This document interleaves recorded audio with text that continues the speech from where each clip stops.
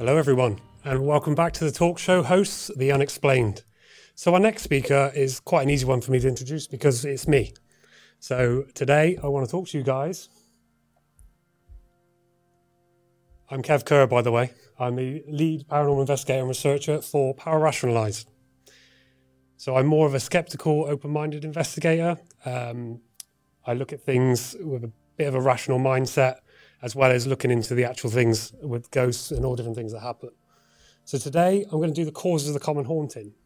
So this is something that I come across quite a lot in what I do. I do a lot of residential investigations, and there are many causes of a common haunting. So there are mundane causes, really interesting causes, and some very strange causes.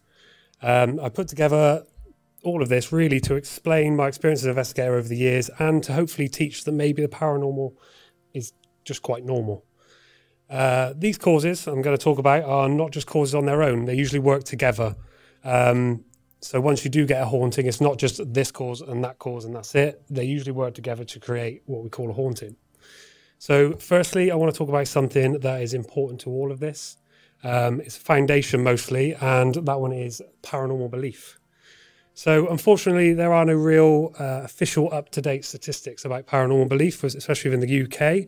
The closest average of these surveys I could find is about 1/3 of the population believe in ghosts of some form. As many paranormal investigators will agree, a lot of people report hauntings every year, so via email, telephone to different investigators. And that doesn't include those who go to the emergency services. They have contacted us quite a few times for information in these situations. So you see, belief can cause it's a blurring between the rational thought and imagination. It allows the individual to jump to a paranormal conclusion over any kind of everyday explanation. So it's important to stop, think, and assess those situations when they occur. This can be aided by diarising the events, the time, the locations, and especially just getting the details accurate. So doing this can bring forward a much more mundane explanation and essentially extinguish an apparent haunting before it becomes an issue. These beliefs can be formed by our culture, they can be formed by our upbringings, and most definitely helped along by the media. So, the movies. Today's world is filled with horror movies and horror series on demand. We all watch them. We watch them for the entertainment, and we also get a bit of a buzz when we do. Today's producers and writers have a talent for making these scarier. They put occurrences together with the everyday, and then they put something scary right into the middle of them. It's an effective technique mastered by Alfred Hitchcock that added a psychological aspect to his films and connected the viewers to the characters and, most importantly, the situation. So back then it was quite pioneering. Today it's just used as a standard. So if you think you're brushing your teeth in a mirrored cabinet door and it's open and then you close it. You see, I believe it's an American Werewolf in London. And then you close the door, voila, there's a ghost or spirit sat behind you, something to make you jump. It's a cliche, I know. So you're watching a film and you get the feeling that something's going to happen. And then at this point, it's kind of an instinct. So these situations are cliche, and most writers nowadays are not doing it just to surprise the viewer. These things stick with us and they become a very innocent trigger. In this case, the mirror closing allows our brains to jump right back to that moment in the scene, but this time it happens to us in the safety of our own home. So from these media-fueled ideas, we have the beginning of an apparent haunting, which can then spiral out of control. So another cause of the haunting can be the paranormal reality TV shows. So these put forward a perception that these apparently haunted houses or locations are indeed so haunted that you can easily just go in, ask for phenomena to happen, and it just happens. This perception means that people sat in their own homes feel it's that simple, when in fact ghosts aren't just waiting to be interacted with. So let's make a point. So I'm going to ask out in the studio today, any ghosts or spirits in this building, do they want to come and interact with me? And I assume we're still going out live, so all is good. So it doesn't really work that easily. So a strange idea that can come across when watching these types of TV programs is you can allow the ghosts to enter your house because you are watching them. I feel this stems from the age-old stories fueled mostly by the movies that Ouija boards or communication techniques allow a spirit to step into our space. Sorry, Rachel. So this tends to leave a vulnerable viewer feeling even more vulnerable. After watching these, they begin to spiral into what they believe is an apparent haunting. Those who truly investigate the paranormal, those that know that these TVs represent, it's kind of far from the reality of things. And I like to put that forward as much as I can, but it's best not to mention that too much, as it ruins the reason why people watch them in the first place. So, stepping away from the fantastical and then back into the everyday, an important cause of an apparent haunting is our humble abodes. These really are our worst enemy. If we are even slightly worried, we have a haunting. So the creaks, the random bangs, the strange noises, the doors seemingly swinging open and shut on their own, the decor in some cases, the age of the building, the history, even the people who occupy them. So the most important is actually the length of time someone has occupied the building. So we have the new house effect. This is a term used by the ASSAP, and in all honesty, it's exactly what it says on the tin. The new house effect kicks in when a member of the public either moves into or vacations in a new building. These buildings are somewhat alien, and the individual's every knock, bang, creak has no explanation, which leads to our brains making some very strange connections. They have never heard the heating or hot water kicking in, the usual expansion and retraction of the pipes, and from the temperature changes, or how the wind circulates through the inbuilt ventilation. All of these things happening in a strange place can make our brains go into a protective mode, and this calls upon those pesky movies and TV shows to tell us exactly what's happening. So the old adage, it's all in your head, comes to mind. That's not completely true. Our environment, our health, our upbringings, our houses, our habits, our instincts all have a part to play in an apparent haunting. Our brains and senses really cannot be trusted. We feel like we have to have complete control of what our brains do, but that couldn't be further from the truth. If we did, we'd be completely exhausted, constantly consciously aware of every reaction, everything going on around us, every thought process, every movement, every sensation, every heartbeat or breath. The brain is actually in charge of us. It makes the first decisions. It learns very quickly about our surroundings with one goal in mind, and that's survival. It sees the world it feels and experiences through understanding of emotion and others, and creating a controllable arena to work in. Try standing on the edge of a cliff. Not literally, I'm not telling anyone to do that, but think about trying to stand on the edge of a cliff. Your brain will kick in, either subconsciously shouting for you to step away, or physically throwing you to the floor behind you. These are not conscious decisions. The brain will fight the conscious thought. The conscious thought process is secondary, and that one requires a lot of work to override. If you are in any of these situations, be it a cliff edge, be it on a busy road or a dark haunted house, the brain kicks in and does as much as it can to take you away from it, going as far as to allow you to think of the situation as dangerous. You need to take action. It will try to freeze your body in place and avoid any further threat. It also gives the body what it needs to do its bidding, pumping a cocktail of hormones depending on the situation. An example of this is called hyperarousal. Hyperarousal is a very interesting phenomenon. It kicks in when you're in a place like a haunted house or stood in front of a perceived haunting. This works in line with the fight, flight and freeze response. It's important to stress there's a scale involved with this. Some people it can be completely debilitating, especially if you suffer with PTSD, but in other people it may be a very small mental response. For what we might experience when we state the majority of these symptoms, it will be as follows. Our heart rate increases. The hair on our extremities stand on end. We might sweat. Both of those will give you an impression that the temperatures have dropped. We get an enhancement of hearing or vision. Oxygen demand can increase, which increases the rate of building and makes it difficult for us to catch our breath. We get heightened anxiety, which creates a feeling of being watched. Our skin becomes more sensitive, which can add to the feeling of being touched. These effects can cause the individual to believe they're being affected by something or a threat is imminent. Plus, the heightened fear makes the brain respond in very different ways, including negatively impacting memory of any situation and causing invasive thoughts about what the threat might be. There's no denying that it can be stressful for any individual and cause a perceived haunting could quite easily stress a person out. These situations can be distressing, and none of us are free from stress in our everyday lives. Stress itself can bring forward issues with any individual in many different ways. It can worsen the effects of anxiety or bring forward underlying mental health issues. These can include forms of psychosis, be it auditory or visual. These hallucinations can easily be seen as real and cause the individual a lot of distress, especially if it is a new symptom or a diagnosis that hasn't been received before. This effect can spiral because the hallucinations and anxiety cause even more stress, especially if an individual believes that they are experiencing a haunting. Sleep. So another quite prominent cause of a haunting is a very unhealthy sleeping pattern. We readily accept that sleep is a requirement, but just like stress, lack of sleep can cause a vast array of mental and physical effects. Without it, we are susceptible to many of the causes of a haunting. This is not because lack of sleep causes a haunting, but lack of sleep brings forward a vast array of psychological factors that can be misidentified as a haunting.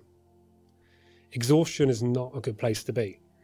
And to be in it, the position the sufferer is in can suffer much more of hyperarousal, and it can get much easier because it can cause hallucinations, lack of reason, detachment, feelings of dread, feelings of hopelessness. All these things can brew a perfect storm for a haunting to occur. As well, some strange phenomena that will solidify the idea that as a haunting is taking place. This wonderfully long word is hypnagogia. So hypnagogia is a state between being awake and dropping to sleep. Being in this state can bring forward some very strange responses. These can include the quite well-known hypnagogic jerk. So you're just about to fall asleep, you're just getting into that moment, and off you go, and suddenly a part of your body decides to just suddenly jerk. All of a sudden, no reason at all. These situations are really easy to deal with because it's kind of, oh, that was strange, and you roll over, you go back to sleep. So the lesser known side of it are visual hallucinations. So you're seeing people, faces, animals, or flashing lights. Auditory hallucinations, like someone screaming, or a voice calling your name, or even just a doorbell. Tactile hallucinations, like feeling someone get into the bed with you, or that the bed is floating. These are the cause of a haunting because they aren't a common occurrence. It can send the mind spiraling into the idea that a house or an individual is haunted. Most common, though, in teenagers and young adults, and it's a perfect example of just how our brain isn't ours to command. And that's not the worst. We also have a very well-known sleep issue to contend with. So sleep paralysis, a lot of people have heard of this. You wake up, you can't move, you can't shout out, you have a feeling of a heavy weight on your chest, and suddenly you realise there's a shadow person standing at the end of your bed with red eyes staring at you, or an old hag sitting on your chest. You could have alien greys stood around you examining you, or even worse, you could be forced into a sexual situation with a demonic entity. It's a terrifying episode. What's even more scary is it's quite common. In fact, everyone is likely to experience this in some capacity at least once in their lifetime. Others, it's experienced often since they were teenagers. This phenomenon is a cause of at least 40% of the residential cases I deal with. It's caused mostly by the lack of sleep, stress, and the majority of things we've already spoken about. It is harmless, but terrifying. No one would willingly want to experience this. But that's not actually even the worst experience that can come from sleep. So something that actually genuinely terrifies me is hypnapompia. So hypnapompia is an incredible state that we reach while we're waking up from sleep. In some people, it just be minor sounds or visual stimuli, only happening briefly, but for others it can be debilitating. These hallucinations are genuinely scary, and it comes as no surprise to me that these people believe they've had a major paranormal experience. To help explain the extent of this state, I usually turn to Oliver Sacks' books, Hallucinations, which gave an incredible example from Donald Fish, who was a regular sufferer of hypnopompic hallucinations. And I will warn you at this point, some of this is quite upsetting. So he says, I wake from a calm sleep and perhaps a fairly normal dream with a shock. And there before me is a creature that even Hollywood couldn't create. The hallucinations fade in about 10 seconds and I can move when I have them. In fact, I usually jump about a foot in the air and scream. The hallucinations are now becoming worse. I now have about 4 a night. I'm now becoming terrified to go to bed. The following examples are what I see. A huge figure of an angel standing over me next to a figure of death in black. A rotting corpse lying next to me. a huge crocodile at my throat, a dead baby on the floor covered in blood, hideous faces laughing at me, giant spiders very frequent, huge hand over my face, also one about 5 feet across on the floor, drifting spider webs, birds and insects flying at my face, 2 faces looking at me from under a rock, image of myself only looking older, standing by the bed in a suit, 2 rats eating a potato, a mass of different coloured flags descending onto me, an ugly looking primitive man lying on the floor in tufts of orange hair, shards of glass falling on me, 2 wire lobster pots, dots of red increasing to thousands like splattered blood, and masses of logs falling on me. As you can tell, that's a trustworthy brain up to no good again.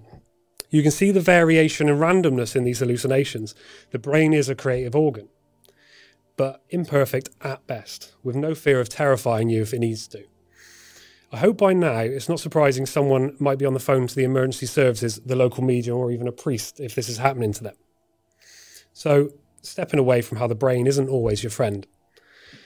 And I'm sorry I've got to be the one to go on a live and discuss dishonesty in that sense, but it is a very human trait.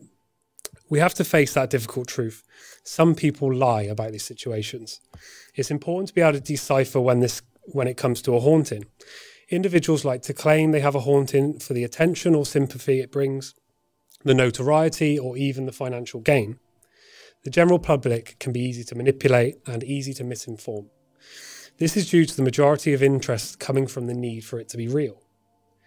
A need to know our family or friends who have passed are still there somewhere, a need to know that our lives continue once this one is over, or even just a fear of understanding that our time here could be limited. People know they can profit from these fears and interests, or they can find acceptance in themselves to claim that they have an ability or in some way they are different or special, or even just fearless or cool because they chase and hunt down ghosts. This dishonesty is damaging and can lead to vulnerable individuals believing they are experiencing a haunting when really they are just in the hold of a clever manipulator. So I kind of had to talk about them at some point. So ghosts. Let's say the spirits of people who have passed still live in our homes. Let's say that entities come from an unknown dimension, invade our personal space. Let's say something that shares our time and space is watching us sleep, or even worse, interacting with us. When we remove that need to believe, what is the likeliness really? So can it be documented properly? Can we communicate effectively with them? Can we interact with them like they apparently do with us? In all honesty, for me, the evidence doesn't really add up. We have personal experiences which rely on our brain to record correctly the ghost stories which allow our brains to rely on flawed information. That's not evidence for an afterlife, multiple dimensions, or shadow people. After years, I've not really found anything concrete enough to make me a believer. I do enjoy looking and discovering, and I feel that what I have found certainly could go under the label of strange and unexplained. I think at this point, it's probably good to mention that ghosts can be fun. They have been a part of history almost as long as we've had history. There is nothing better than a good ghost story around a campfire or sat with friends in torchlight. It's a rush when the adrenaline kicks in and that hyper-arousal begins, and that can be fun to begin with. I still enjoy all these things, albeit it's much more difficult after a couple of decades of trying to find explanations. But make sure you enjoy it, whatever your beliefs or your opinions. It's also quite good to mention that every case is different. These causes aren't all the answers. Every case is unique. Some through mental health issues, some through misunderstandings, some even through unexplained phenomena.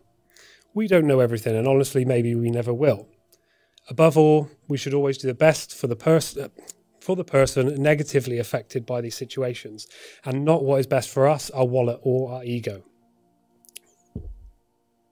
So thank you for listening today.